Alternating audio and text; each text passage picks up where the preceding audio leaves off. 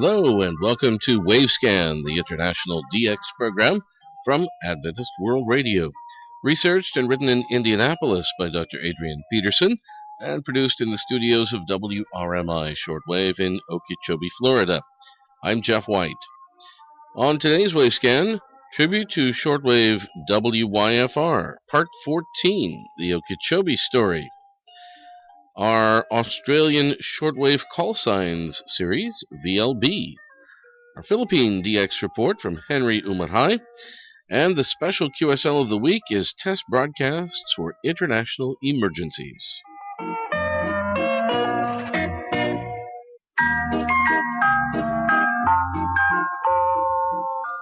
As we continue in our long and interesting series of topics on the illustrious history of shortwave station WYFR, we come now to the story of the current transmitter site, which is located in Okeechobee, Florida, where this program is being recorded.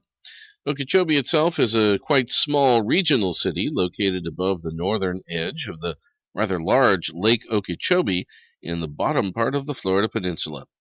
Ray Robinson has Part 14 of our tribute to WYFR.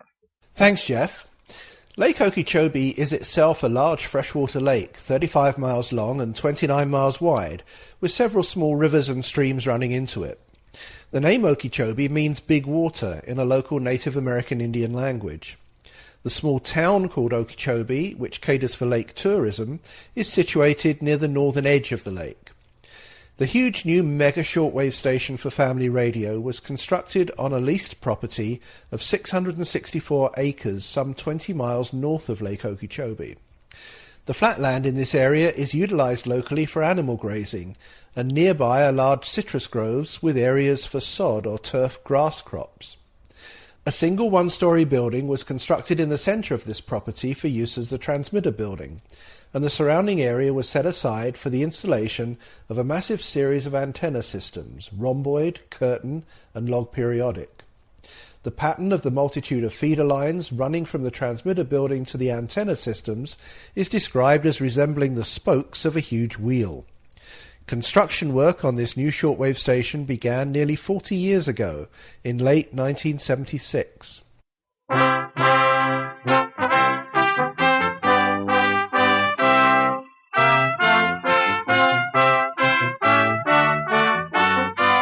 Wir freuen uns, dass Sie, liebe Hörfreunde, uns eingeschaltet haben und wünschen Ihnen gottesreichen Segen, während wir seiner gedenken mit dem wundervollen Lied von Dr. Martin Luther. Hat dieses Lied Anfang 15... During the following year, 1977, the first shortwave transmitter was installed. This unit was a 100 kilowatt Continental Model 418D that Family Radio had purchased a few years earlier, and it was taken out of storage in Dallas, Texas for installation in Okeechobee, Florida. This new transmitter, now identified as WYFR1, was taken into scheduled service on November the 23rd, 1977, with programming in two progressive segments which were beamed to Europe, followed by the Spanish service to Latin America. At this stage, WYFR was now on the air from two widely separated locations, 4 transmitters at 50 kilowatts and 100 kilowatts in Scituate, Massachusetts, and the new 100 kilowatt unit in Florida, all under the collective call sign WYFR. Você escuta Family Rádio transmitindo para o Brasil na banda de 16 e 19 metros. Desejando mais informação, escrevam para Family Rádio Oakland, Califórnia, 94621, nos Estados Unidos da América do Norte. Esta é WYFR em Okeechobee, Flórida, nos Estados Unidos da América do Norte. The second transmitter for installation at the new Florida site was also a 100 kilowatt Continental Model 418D, and this unit had been on the air earlier with Family Radio at Hatherley Beach, Scituate, for just 3 years. This Scituate transmitter, WYFR6, was shut down in late 1977, made ready for the more than 1,200-mile journey to Okeechobee, Florida, where it was reactivated early in the following year as WYFR2. The 50-kilowatt Continental 417B at Scituate, where it had been on the air under the previous owners as WNYW4, was shut down in the early part of 1978, and after installation at Okeechobee, it was reactivated at the end of the same year as WYFR-3. During the 2 years 1978 and 1979, two more of the transmitters at Scituate, the 100 kilowatt Harris Gates units, model HF100, WMYW2 and WMYW3, were shut down and reactivated at Okeechobee under the designations WYFR4 and WYFR5.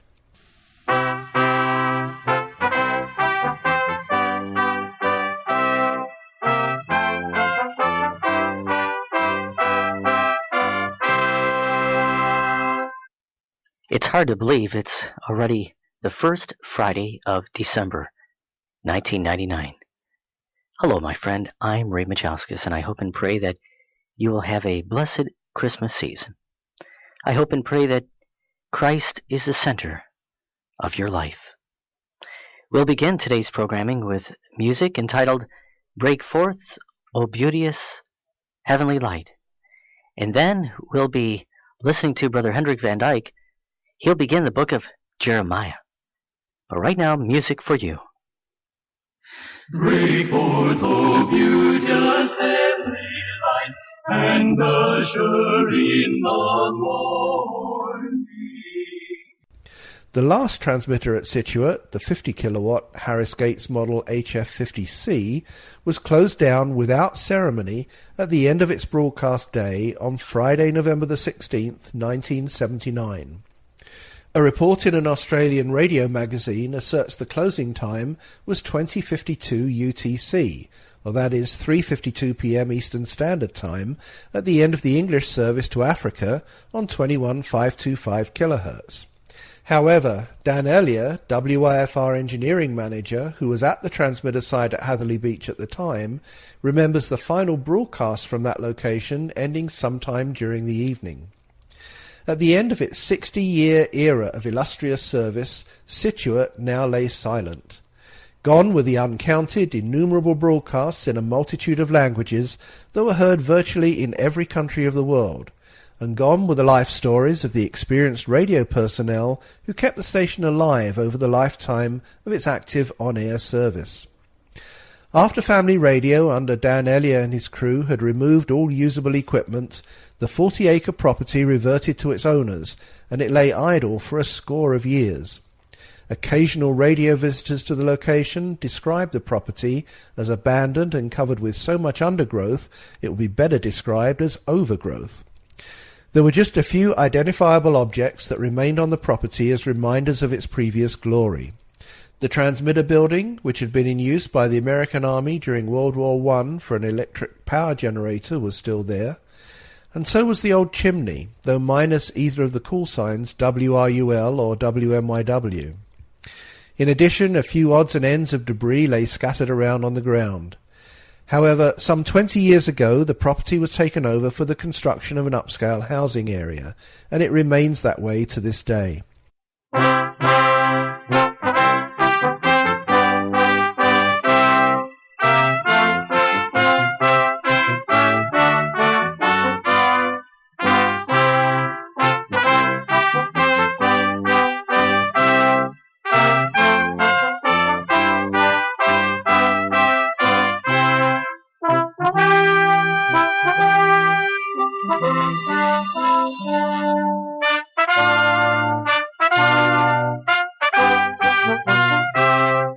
وهذه هي الحياة الأبدية أن يعرفوك أنت الإله الحقيقي وحدك ويسوع المسيح الذي أرسلته. في هذا العدد الموجود في إنجيل يوحنا الأصحاح 17 نجد خطة الله للخلاص.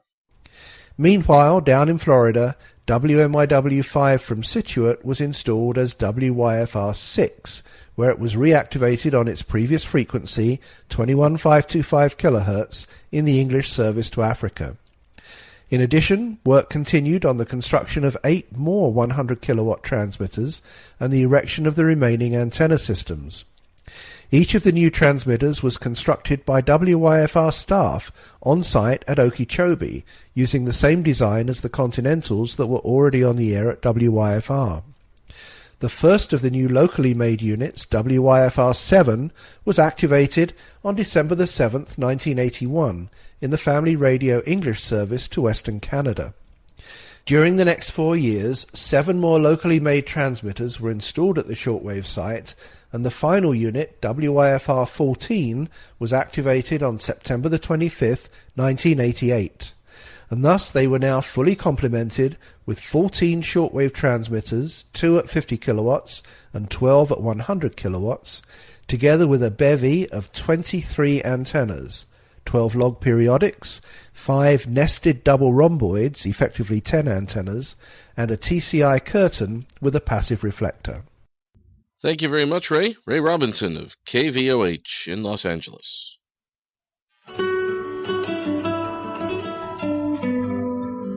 You're listening to Wavescan from Adventist World Radio. Send your comments and reception reports to Wavescan, Box 29235, Indianapolis, Indiana, 46229 in the United States.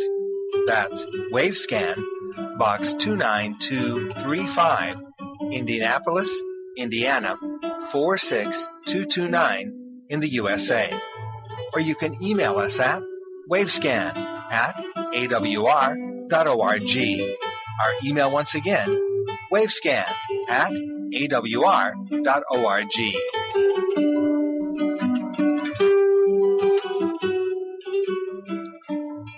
Now to Australian shortwave call signs, VLB. Quite simultaneously, more than 100 years ago, 2 50-kilowatt Spark wireless stations were under construction in New Zealand, one at the northern tip of the North Island and the other at the southern tip of the South Island. Both of these stations, with identical equipment, were installed by German personnel who were working with the Telefunken Company in Germany, under contract with the Australian Wireless Company in Sydney, Australia. The second of these 2 wireless stations, at least in alphabetical order, was located on the Awarua Plain near the Bluff, right at the very bottom of the South Island of New Zealand. The triangular mild steel antenna tower for this new wireless station weighed 120 tons, and it stood at 410 feet high, resting on a ball-and-socket joint on a glass insulator. A 70-horsepower motor generated the electricity. Both the receiver and the transmitter were installed in the same building, though in separate rooms. The new wireless station was activated on March 27, 1913, and it was taken into regular service by the end of the same year, December 18th. It is probable that the first and temporary call sign for this new station was ZNB, that is, Station B in New Zealand, indicating the second of these 2 new stations, and also the station at the Bluff. Soon afterwards, the call sign was modified to VLB due to new international wireless regulations. Somewhere around the year 1924, the electrical equipment at station VLB was changed from spark gap operation to electronic valve or tube operation.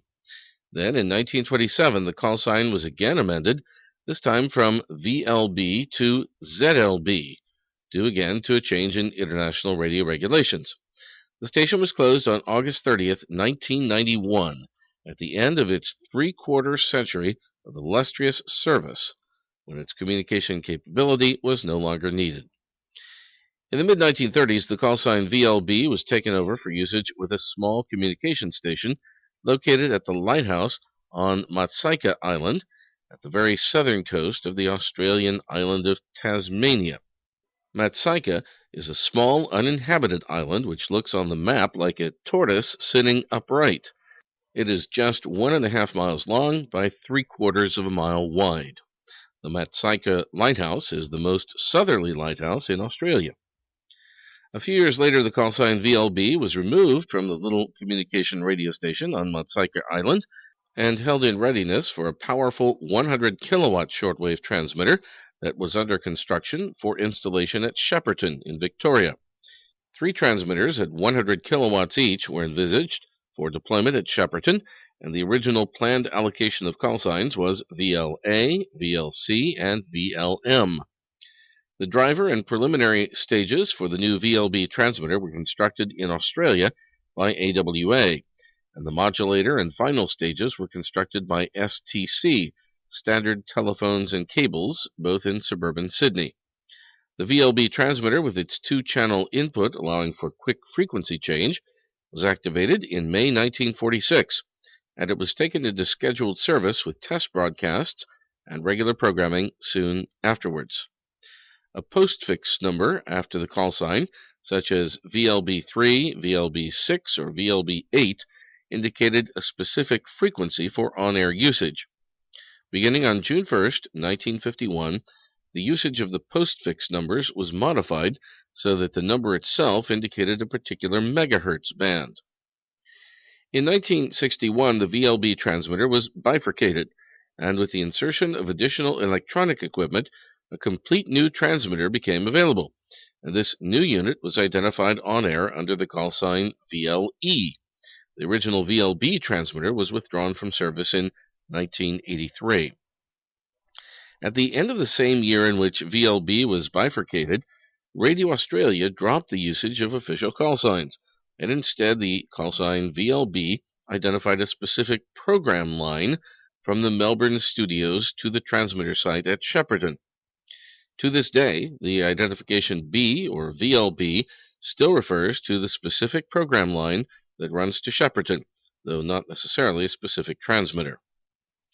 Radio Australia was a prolific verifier of reception reports, and literally thousands of QSL cards under the call sign VLB were posted out to listeners all around the world.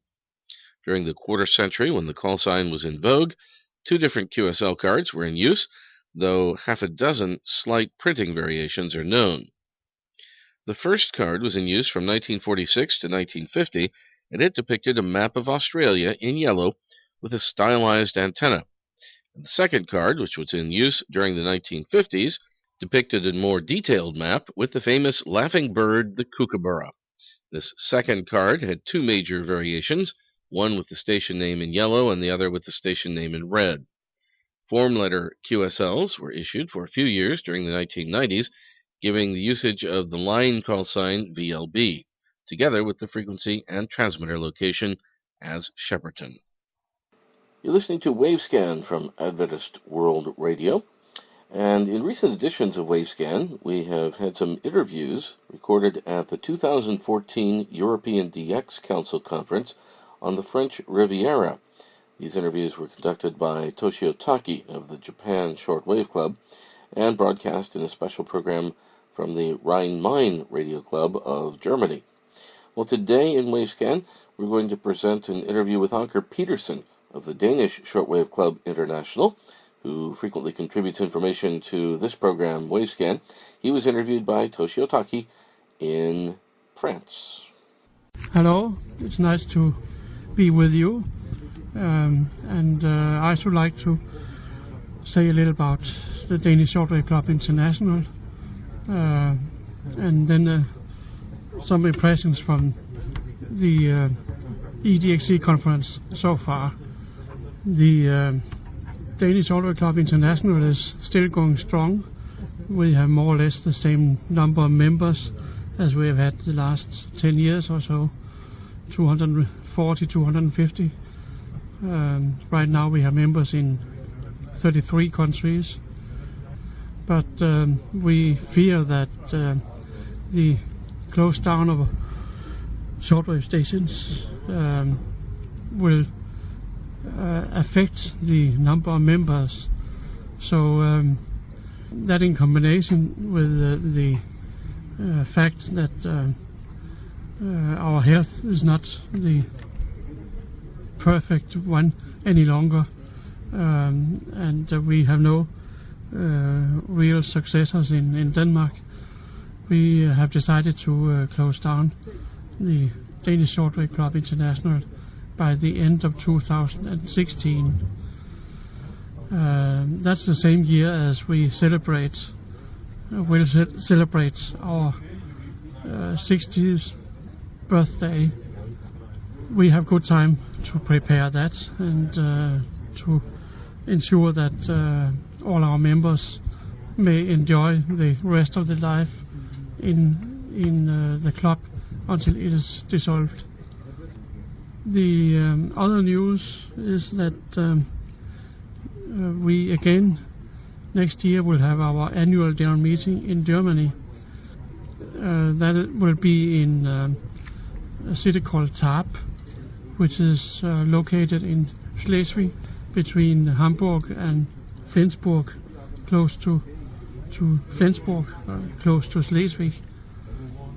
And that will be from the 8th to the 10th of May 2015.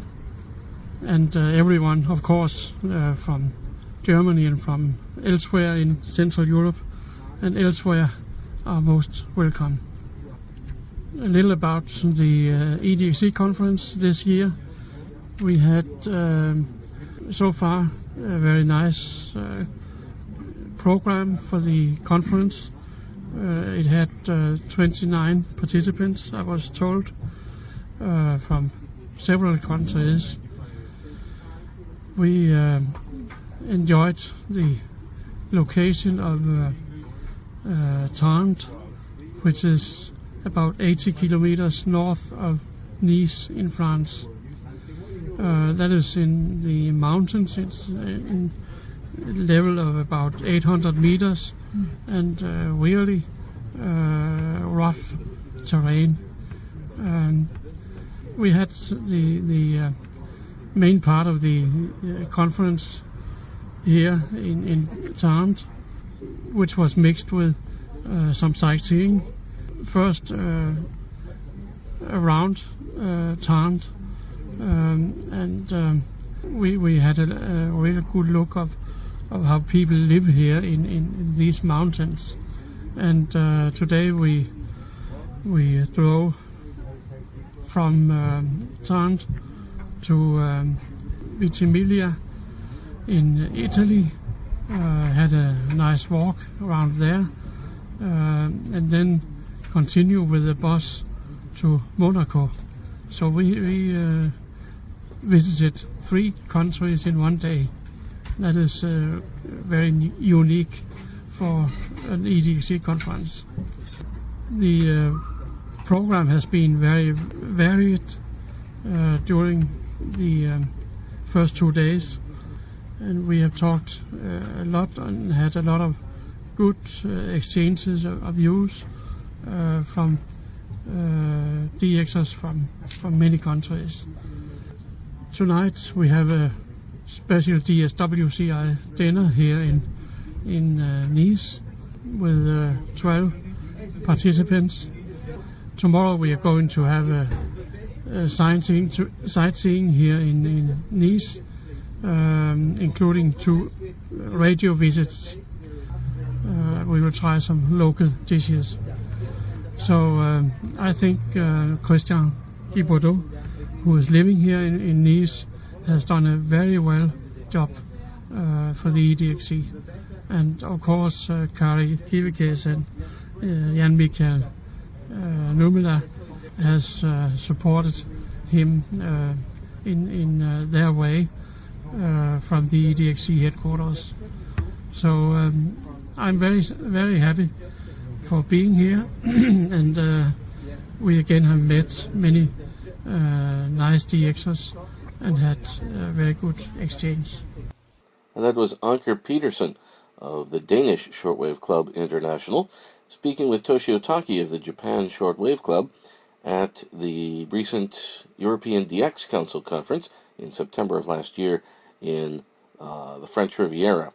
And thanks to the Rhine-Main Radio Club for that recording. Reminder, you're listening to Wavescan, and if you'd like to send reception reports to this program, you can do so. Just send them to Wavescan, Box 29235, Indianapolis, Indiana, 46229, USA. That's Wavescan, Box 29235, Indianapolis, Indiana, 46229, USA. Our email address, by the way, is wavescan, WAVESCAN, at awr.org. That's wavescan at awr.org. On June 5th last year, Tony Ashar of Depok in Indonesia listened to a series of test broadcasts that were on the air from several different shortwave stations that were beaming their programming into Asia. These test broadcasts were on the air as a trial run in preparation for providing international communication in what might one day be a real emergency of catastrophic proportions. This series of half-hour broadcasts under the title Trial of International Radio for Disaster Relief was presented in cooperation with a media summit on climate change that was held in Jakarta, Indonesia.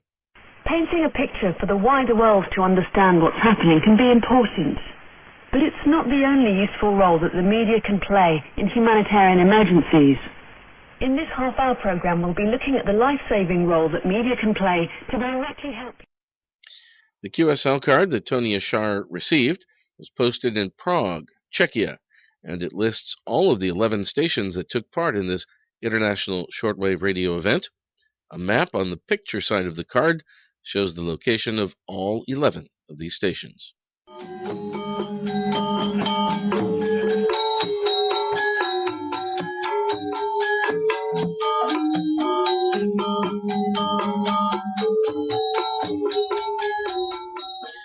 Gamelan Music of Indonesia ends today's wave scan from AWR.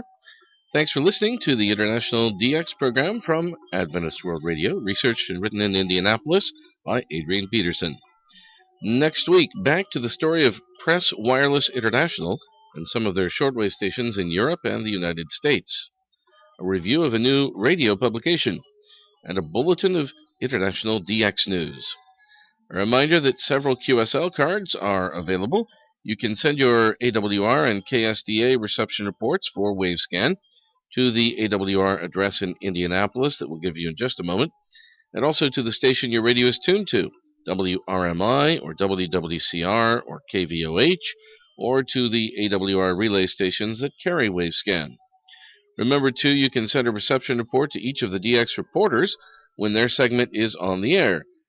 Those are from Japan, Bangladesh, the Philippines, Australia, and India.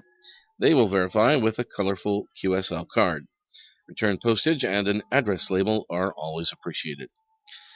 Our Wavescan address is Wavescan, Box 29235, Indianapolis, Indiana, 46229, USA. That's Wavescan, Box 29235, Indianapolis, Indiana, 46229, USA. Our email is wavescan@awr.org.